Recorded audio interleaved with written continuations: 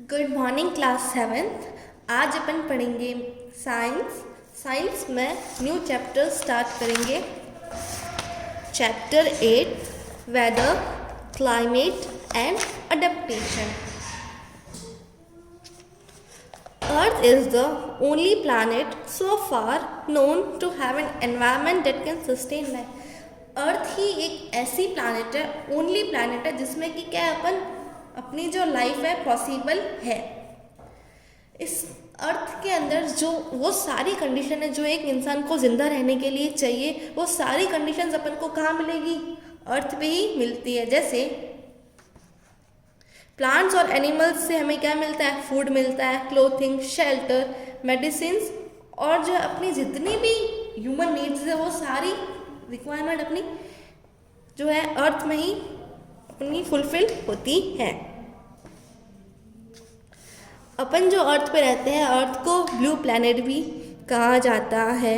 वहाँ पे देखिए क्या क्या है, फुल ऑफ ब्लू स्काई है, फॉरेस्ट है, वास्ट ओशियंस और न फुल वर्ल्ड ऑफ लाइफ, और भी बहुत सारी मतलब इसमें लाइफ है। देखिए अर्थ जो है आपको पता ही है 2/3 का जो है वाटर से कवर है इसका सरफेस। इस surface is covered by an atmosphere in which we can respire and which keeps the earth atmosphere temperature quite constant. देखिए अर्थ का जो सरफेस है वो एटमॉस्फेयर से कवर है। आपको पता ही होगा एटमॉस्फेयर क्या होता है। अर्थ की जो ब्लैंकेट होती है उसे एटमॉस्फेयर कहा जाता है। इससे क्या होगा, देखिए अपन जो रिस्पायर करते हैं ये सब क्या हो एटमॉस्फेयर के कारण ही होता है। एटमॉस्फेयर क्या करता है? अर्थ के टेम्परेचर को कांस्टेंट रखता है। अर्थ ही एक ऐसा प्लैनेट है जिसमें अपनी लाइफ एग्जिस्ट करती है। तो इसमें देखिए बहुत सारे फैक्टर्स हैं कि अपनी लाइफ क्यों अर्थ पे ही एग्जिस्ट करती है। क्या फैक्टर्स हैं वो अपन इस चैप्टर में पढ़ेंगे। First weather. वेदर देखिए one of the things you notice when you wake up in the morning is the weather. Weather क्या होता है? अब आप मॉर्निंग में उठते हो तो सबसे पहली चीज़ आप क्या नोटिस करते हो वो होता है वेदर। जैसे आप देखते हो कि सुबह जब आप उठे हो तो बहुत ज़्यादा ठंड लग रही है, तो अपन क्या करते हैं? अपन विंटर क्लोथ्स पहनते हैं, विंटर जैसे कि स्वेटर और कोट पहनते हैं। तो जब आप मॉर्निंग में उठते हो तो आपको ठंड लगती है, क्या होता है? ये वेदर ही तो है। Weather is the condition of the atmosphere at a particular time and place. तो यहाँ पे वेदर की डेफिनेशन दे रहा है कि वेदर क्या है?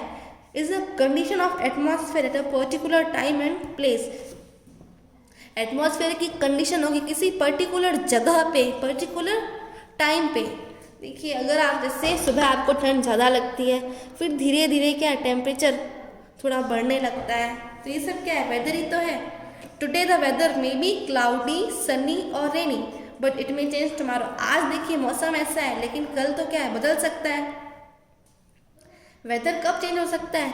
Day to day, even from hour to hour. Weather जो है दिन डे टू डे चेंज होता है और आवर टू आवर। अभी देखिए अभी टेम्परेचर क्या है, इसके एक आवर बाद आप देखिएगा तभी भी टेम्परेचर अलग मिलेगा।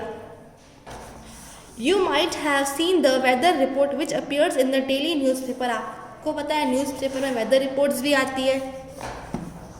इसमें किस किस की इन्फॉर्मेशन होती है? Temperature, humidity and rainfall during the past 24 hour. मतलब आगे 24 आवर तक का फोरकास्ट अपन को पहले ही दे दिया जाता है। इससे क्या पता चलता है? ये बस अनुमान लगाया जाता है कि देखिए आज का वेदर कैसा है, कल का कैसा रहेगा, बारिश आने की क्या संभावना है। If you read the newspaper daily, अगर आप हमेशा न्यूज़पेपर पढ़ते हो तो आपको पता चलेगा you will find that the weather report changes daily. Weather report हमेशा चेंज होती है। The weather reports are prepared daily by an agency of the report. इसे प्रिपेयर कौन करता है? Government agency. गवर्नमेंट की जो एक एजेंसी है वो उसे वेदर रिपोर्ट्स बनाती है। Weather experts use computer technology. जो वेदर के एक्सपर्ट्स हैं वो क्या यूज़ करते हैं? कंप्यूटर टेक्नोलॉजी यूज़ करते हैं। और सैटेलाइट्स या अर्थ स्टेशन से जो हमें डाटा मिलते हैं उसको यूज़ करके जो है ये वेदर को अनुमान लगाते हैं कि आज का वेदर ऐसा रहेगा। This is known as weather forecasting. इसे वेदर फॉरकास्टिंग कहा जाता है। The weather forecast that help you to plan activities for this week was probably made by meteorologist. अब ये मेट्रोलॉजिस्ट क्या होता है? वो पर्सन जो क्या ये सब काम करता है, उसे मेट्रोलॉजिस्ट कहा जाता है। देखिए, a meteorologist who is a person who studies the weather. Meteorologist वो पर्सन है जो वेदर के बारे में स्टडी करता है। वेदर से अपनी बहुत सी डेली लाइफ इफेक्ट होती है, इससे अपनी प्लानिंग भी चेंज। जैसे अगर आज आया वेदर में कि कल बारिश होगी और आपका कल कहीं बाहर जाने का प्लान था, तो वो अपन को क्या करना पड़ेगा? कैंसिल आउट करना पड़ेगा। हो सकता है बारिश हो भी सकता है कि बारिश ना हो। तो देखिए ये अपनी डेली लाइफ में कैसे इफेक्ट करता है। First, snow causes hazardous driving conditions. अगर कहीं पे स्नो पड़ जाता है तो इससे क्या है, ड्राइविंग कंडीशंस में कितना ज़्यादा इफेक्ट पड़ता है। अपन को कुछ दिखता ही नहीं है, अपन कुछ देख नहीं पाते, तो अपन कैसे ड्राइव कर सकते हैं। It has an impact on the type of clothing we wear and the way we spend our free time. देखिए, अगर ज़्यादा ठंड पड़ेगी तो अपन स्वेटर पहनते हैं, अगर गर्मी होती है तो अपन कॉटन क्लोथ्स पहनते हैं। तो इससे क्या है, अपना टाइप ऑफ क्लोथिंग भी अफेक्ट होता है। वेदर से देखिए एग्रीकल्चर, ट्रांसपोर्टेशन इंडस्ट्रीज, इस पर भी अफेक्ट पड़ता है। Thick fog slows down road traffic and causes delay eight railway station and airports. इसके कारण क्या हो जाता है, डिले हो जाता है। जिससे अपन कहते हैं आज ट्रेन क्या है, लेट हो गई, या एयरपोर्ट में भी क्या है, ये फ्लाइट आज डिले हो गई। तो ये किसके कारण होता है, थिक फॉग के कारण। The sun is the source of all changes in the weather conditions at a place. ये सारी चेंजेस किसके कारण होते हैं, सन के कारण। सन जो क्या है, इसका सोर्स है।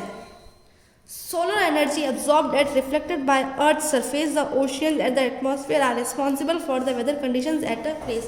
तो ये जो सोलर एनर्जी अपन एब्जॉर्ब कर रहे हैं, रिफ्लेक्टेड कर रहे हैं, ये सब क्या है, रिस्पॉन्सिबल है वेदर के चेंज होने के पीछे। The conditions also depend upon the locations on the surface of earth.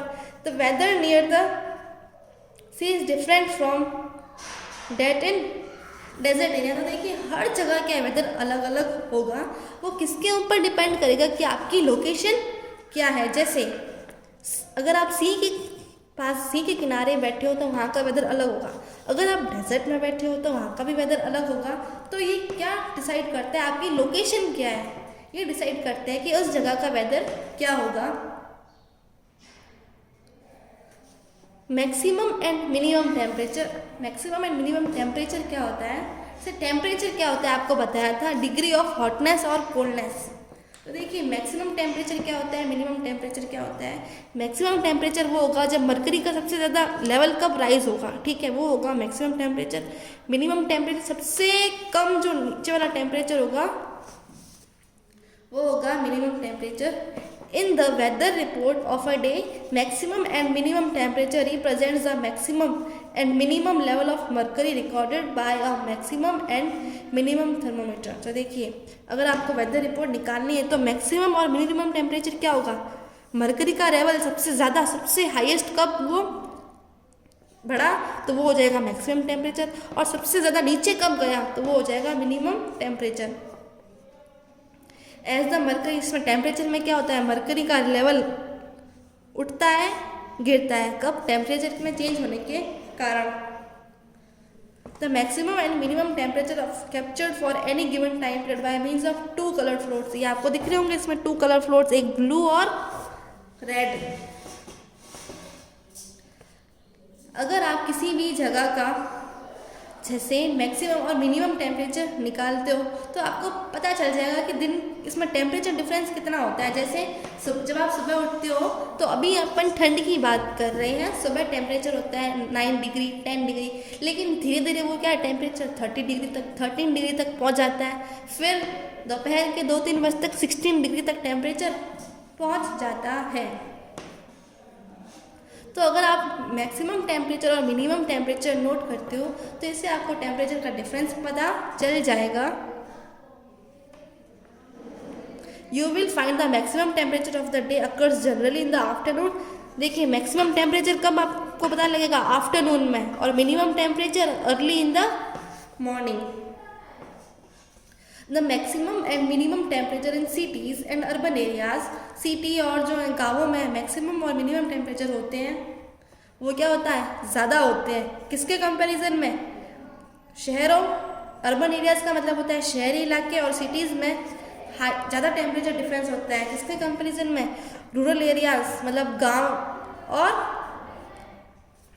Forest में। क्यों ऐसा क्यों होता है, क्योंकि देखिए फॉरेस्ट्स और रूरल एरियाज़ में ज़्यादा ग्रीनरी होती है। The concrete structure absorbs more heat than the ground. जो जैसे गाँव में क्या होती है, रोड कच्ची होती है, शहरों में रोड पक्की होती है। तो देखिए जो कंक्रीट होता है वो ज़्यादा हीट को एब्जॉर्ब करता है and retains the heat for a longer time as well, और उसको हीट भी क्या है, रिटेन करने में भी लॉन्गर टाइम लगता है। और यहाँ पे पेड़ों की कमी भी होती है, यहाँ पे ग्रीनरी तो है ही नहीं, इसलिए क्या यहाँ पे कूलिंग इफेक्ट नहीं हो पाता है। इसलिए गांव जो है, रूरल एरियाज़ जो है ठंडे होते हैं अर्बन एरियाज़ के कंपैरिजन में। इसलिए जो है शहरी इलाके गर्म होते हैं, क्योंकि यहाँ पे फॉरेस्ट तो है ही नहीं, ट्रीज तो है ही नहीं, तो वहाँ पे कूलिंग इफेक्ट कैसे होगा। Humidity, air can hold a definite amount of water vapour in it at a particular temperature. Air के अंदर जो वाटर वेपर्स होते हैं उसे अपन ह्यूमिडिटी कहते हैं। तो हर टेम्परेचर में क्या है, एयर के अंदर वाटर वेपर्स की मात्रा चेंज होती है। Whenever a certain amount of water is present in the air, जब कुछ अमाउंट ऑफ वाटर एयर में प्रेजेंट होता है, अपन कह सकते हैं कि वो एयर क्या है, सैचुरेटेड है। तो ह्यूमिडिटी की डेफिनेशन है the capacity of the air. Air की कैपेसिटी होती है जिससे क्या है वो वाटर वेपर को पकड़ सके एट अ पर्टिकुलर टेम्परेचर, किसी पर्टिकुलर टेम्परेचर पे। The capacity of holding water vapour increases with rising temperature. जैसे जैसे टेम्परेचर बढ़ता है वैसे वैसे ह्यूमिडिटी भी क्या है, बढ़ती है। कभी कभार अपन ह्यूमिडिटी को किससे मेजर करते हैं, रिलेटिव ह्यूमिडिटी से। वेदर रिपोर्ट्स में देखें तो वो रिलेटिव ह्यूमिडिटी होती है। रिलेटिव ह्यूमिडिटी क्या होती है, is a measure of the amount of water vapour present in the air at specific temperature. वो जैसे पर्टिकुलर, जैसे 19 डिग्री टेम्परेचर में कितनी ह्यूमिडिटी होगी, तो ये रिलेटिव ह्यूमिडिटी होती है। किसी स्पेसिफिक टेम्परेचर पे उसको मेजर करते हैं और फिर उसको कंपेयर करते हैं। Compare to the maximum amount of water vapour can hold at that temperature. जैसे इतनी डिग्री पे 19 डिग्री टेम्परेचर पे इन्होंने मेजर किया, अब उसको कंपेयर करते हैं कि इस टेम्परेचर में वो और कितना ज़्यादा वो होल्ड कर सकते हैं। तो इससे रिलेटिव डेंसिटी, रिलेटिव ह्यूमिडिटी कहा जाता है। If it is expressed as percentage value, अगर इसको परसेंटेज में नापते हैं, relative humidity is measured by hygrometer. अगर आपको परसेंटेज वैल्यू देखनी है तो आपसे हाइग्रोमीटर से नापोगे। सिंपल हाइग्रोमीटर को कहा जाता है साइक्रोमीटर, और इसमें 2 थर्मामीटर्स होते हैं। इसमें से देखो 2 थर्मामीटर, इसमें से देखिए एक बल्ब गीला होगा, एक बल्ब ड्राई होगा। Evaporation from the wet bulb lowers the temperature relatively. तो देखिए जो बल्ब गीला होगा उसमें जो इवापोरेशन होगा वो क्या करेगा, टेम्परेचर को कम कर देगा। As a result the wet bulb thermometer shows a lower temperature than the bulb dry bulb. तो जब उसने क्या किया, टेम्परेचर को लोअर कर दिया इवापोरेशन के कारण, तो जो गीला वाला बल्ब है वो टेम्परेचर क्या बताएगा, कम बताएगा। तो इससे क्या अपन दोनों की रीडिंग्स का टेम्परेचर डिफरेंस नोट करेंगे तो ये रिलेटिव ह्यूमिडिटी आ जाएगी। इससे रिलेटिव ह्यूमिडिटी कैसे मेजर करते हैं, इसके अंदर देखिए 2 थर्मामीटर होते हैं, 2 बल्ब होते हैं, एक ड्राई बल्ब होता है और एक वेट बल्ब होता है। तो जो वेट बल्ब होता है वो इवापोरेशन के कारण क्या करता है, टेम्परेचर को लोअर कर देता है, और जो ड्राई बल्ब है वो टेम्परेचर हाई बताएगा, ये लो बताएगा। तो दोनों के टेम्परेचर के बीच का डिफरेंस आ गया, तो अपन रिलेटिव ह्यूमिडिटी कैलकुलेट कर सकते हैं। अभी अपन ने पढ़ा था कि अपन क्या करते हैं, उसको रिलेटिव ह्यूमिडिटी ये होती है कि अपन को कंपेयर करना है, तो अपन इस डिवाइस से ऐसे रिलेटिव ह्यूमिडिटी को कैलकुलेट कर सकते हैं। रेनफॉल क्या होता है, the high humidity in the air. अगर एयर में ह्यूमिडिटी बहुत ज़्यादा बढ़ जाती है and the sudden drop in temperature, और टेम्परेचर में क्या आ जाती है, गिरावट आ जाती है। इससे क्या हो जाएगी, बारिश। आप देखते हो जब बारिश आ जाती है तो वो मौसम कैसा हो जाता है, बिल्कुल ठंडा हो जाता है। तो ठंडा होता है मतलब क्या हुआ, टेम्परेचर में गिरावट आई है। रेनफॉल को जो है एक डिवाइस से मेजर किया जाता है जिसे रेन गेज कहते हैं। और रेन गेज इज ग्रेजुएटेड। देखिए रेन गेज आपको बताया गया है कैसा है, सिलेंडर होता है विथ अ टॉप, इसका जो टॉप देखिए फनल की फॉर्म में होगा और अपन उसको मेजर किस में करते हैं, मिलीमीटर्स में। तो ये अपन ने पढ़ा था वेदर क्या होता है। नेक्स्ट लेक्चर में अपन क्लाइमेट पढ़ेंगे।